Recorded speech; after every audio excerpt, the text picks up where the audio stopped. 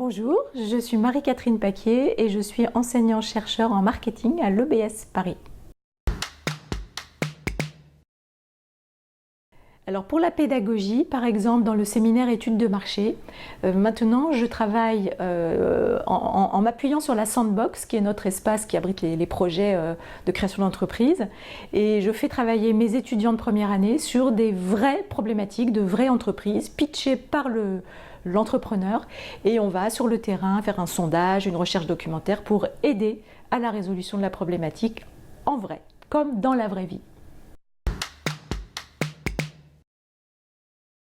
Alors mon thème de recherche porte sur l'écosystème monastique et la façon dont les monastères innovent et développent leurs activités marchandes. Alors c'est un thème qui apparaît comme ça très spécifique, très pointu et qui finalement est complètement dans l'air du temps et peut inspirer les entreprises d'aujourd'hui sur par exemple la place du sens et la finalité d'un projet d'entreprise, sur la place de la gratuité dans les relations marchandes, sur l'innovation sociale, l'intelligence collective, l'usage de la sobriété en communication.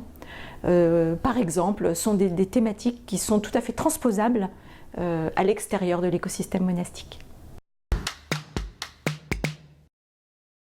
Alors ce thème de recherche sur le marketing des monastères est à la fois original mais aussi dans l'air du temps. Et donc en termes d'impact, je dirais qu'en interne à l'EBS, il irrigue mes enseignements, par exemple en éthique et marketing, en méthodologie de la recherche. Je fais un module aussi sur le luxe et patrimoine et j'illustre avec cet artisanat monastique ces produits rares. Et puis en externe, on se rend compte que ce sujet intéresse les médias, la presse, il y a régulièrement des interviews dans les journaux ou à la télévision. Il intéresse aussi le grand public, on a par exemple organisé une conférence au Collège des Bernardins sur le thème « Les monastères, source d'inspiration pour l'entreprise d'aujourd'hui ».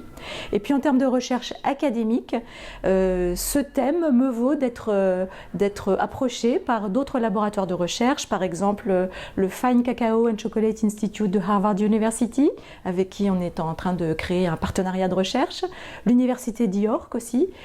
qui va probablement me permettre de développer des recherches à l'international avec les quelques autres personnes dans le monde qui s'intéressent à cette thématique du produit monastique.